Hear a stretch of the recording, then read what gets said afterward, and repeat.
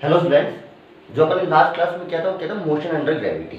Okay, उसको अपन ने दो पार्ट्स में डिवाइड करके उसको कर दिया था। अपवर्ड मोशन को अलग से पढ़ लिया था, डाउनवर्ड मोशन को अलग से पढ़ लिया था। अच्छा जी, अपवर्ड मोशन में आपने क्या क्या पढ़ा था? अगर किसी चीज को यू स्पीड से फेंका जाए, यू स्पीड से फेंका जाए तो जो मैक्सिमम हाइट हो जाएगा वो जाएगा यू स्क्वायर बाई 2g, और इसको मैक्सिमम हाइट तक जाने में जो टाइम लगेगा वो लगेगा यू बाई जी। कितना लगेगा? u बाई जी। उसके अलावा जो तीनों इक्वेशन अपने पास थी वो v equal to u minus g t, s equal to कितना होगा, यू टी माइनस का half of g t square, और v square equal to u square minus 2gh। ये आपके फॉर्मूले हो गए थे। अपवर्ड मोशन में g को नेगेटिव रख दिया, अगर एक फॉर्मूले में नेगेटिव रख दिया जाए तो अपवर्ड मोशन की इक्वेशन बन जाएंगी। ठीक है, ऐसे डाउनवर्ड मोशन में अगर किसी चीज को ऊपर से नीचे डाला गया है तो इसमें दो केस थे। तो एक तो इक्वेशन जो है वो होगी v equal to u plus g t, तो डाउनवर्ड मोशन में ए की जगह कितना रखना है, प्लस जी रखना है। ठीक है, तो ये इक्वेशन आ जाएंगे है ना। पर डाउनवर्ड मोशन में क्या जी पॉजिटिव होता है? नहीं, वो नेगेटिव ही रहता है ना। अच्छा जी, एस इक्वल टू मान लो h हाइट से आपने डाला, h हाइट से, तो जब नीचे गिरेगा तो इसके लिए कितनी हो जाएगी, h यू टी माइनस का half of g t square, और तीसरा v square equal to u square plus 2gh। तीनों इक्वेशन ऐसे मॉडिफाई हो जाएंगी।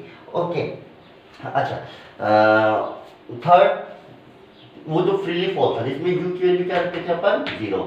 तो फ्रीली फॉलिंग के अंदर क्या होता था, नीचे गिरने में जो टाइम लेता था यहां से यहां तक, वो टाइम आता था u बाई जी, और नीचे सॉरी टाइम आता था रूट का 2h बाई जी। अगर किसी को h हाइट से डाला तो नीचे पहुंचने में इतना टाइम लेगा, और नीचे पहुंचेगा जब उसकी स्पीड कितनी हो जाएगी, रूट का 2gh। This is the speed जब वो नीचे गिरेगा। इतनी चीजें अपन इसके बारे में पढ़ चुके थे मोशन अंडर ग्रेविटी में। अच्छा जी, और देखिए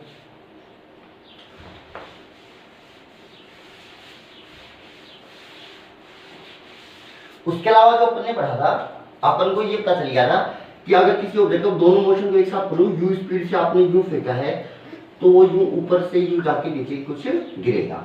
ठीक है, अगर मैं h हाइट की बात करूं, यहां से यहां जाने में अगर t टाइम लिया है तो यहां से यहां आने में भी टाइम कितना लगेगा, t। चाहे सेम हाइट कितना ले लो, चाहे यहां तक ले लो, जितना टाइम इधर उतना टाइम इधर, तो इधर कितना टाइम आया था भाई, टोटल ऊपर तक पहुंचने में u बाई जी, तो गिरने में भी कितना टाइम, u बाई जी। तो टोटल टाइम जो टाइम ऑफ फ्लाइट जिसको बोलने लग गए थे वो हो गया था 2u बाई जी। कितना हो गया था, 2u बाई जी हो गया था। ठीक है, अच्छा जी, दूसरी खास बात, सेम हाइट पे स्पीड सेम ही रहेगी। जैसे मान लो ये u से फेंका, ये कुछ कम करती करती u डैश हो गई, तो वापस इसी हाइट पे आती आती स्पीड वापस से u डैश हो जाएगी, वापस से u डैश हो जाएगी। बात समझ में आई? देखो क्योंकि यहाँ पे u डैश है तो यहाँ पे घटती घटती जीरो हुई है, तो इतनी हाइट तो वापस से डिस्प्लेसमेंट इतना ही होगा, तो वापस से क्योंकि एक्सीलरेशन उतना ही है जी, तो बढ़ते बढ़ते उतनी ही स्पीड हो जाएगी। तो सेम हाइट पे सेम स्पीड होती है, और यहाँ से ये टाइम क्या होता है आपका, इक्वल होता है। ठीक है, अच्छा, तो मैं कहूँ पार्टिकल को फेंका तो उसने यहां से इस h हाइट तक आने में मान लो अगर t टाइम लिया, t टाइम लिया, यहां से फेंका तो इस हाइट पे h पे एक बार तो जाने में आने में, जैसे मान लीजिए इसने t टाइम लिया। अब देखिए इसी पार्टिकल को अगर मैं जब ये यहां से यहां तक पहुंचने का टाइम पूछूं तो देखो दो टाइम आएंगे। एक तो देखो इस टाइम में यहां से यहां तक का टाइम, और इस वाले में यहां से नीचे गिरने का टाइम, तो क्या ये दोनों टाइम तो बराबर होंगे, ये दोनों टाइम तो बराबर होंगे।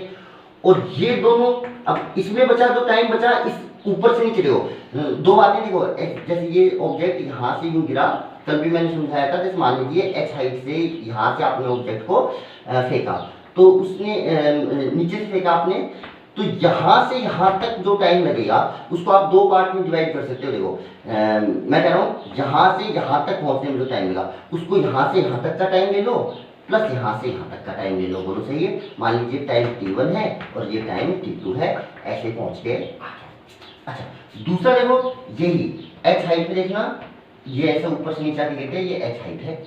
मैं कह रहा हूं यहां से यहां तक पहुंचने का टाइम, तो इसके भी दो पार्ट होंगे, यहां से यहां तक पहुंचने का टाइम और एक यहां से यहां तक पहुंचने का टाइम। बोलो बात समझ में आ रही है? अच्छा, अब देखो ये टाइम और ये टाइम तो बराबर होंगे, क्योंकि सेम हाइट से तक ऊपर जाने में, सेम हाइट से नीचे आने में क्या टाइम बराबर ही रहता है? Yes sir. अच्छा, और अब बचा इसमें, देखो इसमें क्या टाइम बचा, यहां से यहां तक गिरने का, और इसमें टाइम कितना बचा, यहां से यहां ऊपर जाने का। क्या डिस्प्लेसमेंट सेम है? देखो एक्सीलरेशन भी सेम है, स्पीड भी सेम है, तो जितना टाइम गिरने मिलेगा उतना ही टाइम ऊपर जाने मिलेगा। तो कुल मिला के अगर ये टाइम t1 है तो ये टाइम होगा t1, इसमें ऊपर जाने का टाइम t2 है तो इसमें नीचे आने का टाइम t2।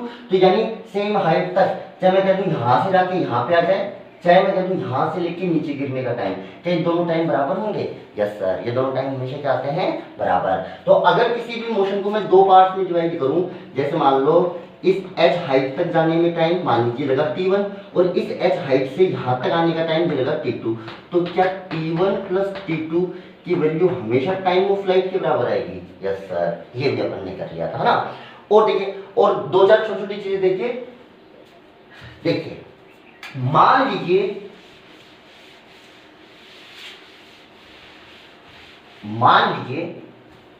मैंने किसी ऑब्जेक्ट को यहां से फेंका, ठीक है। अच्छा, और उसकी स्पीड मान लीजिए, आपको जिस स्पीड से मैंने इसको फेंका वो है मान लीजिए 50 मीटर पर सेकेंड, इतनी स्पीड से फेंका मैंने, ठीक है। अच्छा, ऑब्जेक्ट को देखो, इक्वेशन जो अपन ने तीनों यूनिफॉर्म एक्सीलरेशन मोशन की जो इक्वेशन निकाली, इनके अंदर अजम्पशन क्या क्या थे कि एक्सीलरेशन आप कांस्टेंट मान के चल रहे थे, और दूसरा अब जब ग्रेविटी की बात कर रहे थे तो एक्सीलरेशन g के बराबर होता है, तो g अपन कांस्टेंट मान के चल रहे थे, जबकि g हाइट के साथ वेरी करता है। तो ये इक्वेशन जो अपन ये जो रिजल्ट्स निकाल रहे हैं ये तब तक ही वैलिड है जब तक आप g को कांस्टेंट मान सकते हो, और g कहां तक कांस्टेंट रहता है? स्मॉल हाइट तक, ठीक है। लगभग आप समझ लो 1 किलोमीटर तक। अगर आपने यहां से ऑब्जेक्ट को फेंका और वो 1 किलोमीटर के अंदर ही वापस आ गया, तो जनरली अपने होता है मैं इस चौक को कितना भी तेज फेंक लूं 1 किलोमीटर के अंदर ही रहकर वापस आ जाएगा, तो मैं g को कांस्टेंट मान सकता हूं। तो जो अपन ने फॉर्मूले लगाए हैं वो अपने अप्लाई हो जाएंगे। पर अगर मान लो इसी क्वेश्चन को मैं, जैसे आप सुनना जरा, मैंने कहा इसको 50 मीटर पर सेकंड से मैंने ऊपर की तरफ फेंका, बताइए मैक्सिमम हाइट कितना जाएगा? तो मैक्सिमम हाइट जाएगा u स्क्वायर, यानी इसका स्क्वायर, यानी 500 upon g, u square by 2g होता है ना, 2 और g की वैल्यू 50, ये कितना हो गया? 100 हो गया, ये आ जाएगा 25 मीटर, 25 मीटर। यही सवाल अगर मैं आपसे बोलता कि इसको आपने 5000 मीटर पर सेकंड से फेंका, 5000 मीटर पर सेकंड से फेंका, तो कितनी हाइट जाएगा मैक्सिमम? तो आप h max equal to u square, यानी 5000 इंटू 5000 अपॉन 2g, यानी 2g, ओहो 2g, भाई इसको सही करना, 2g, g कितना है? 10 है।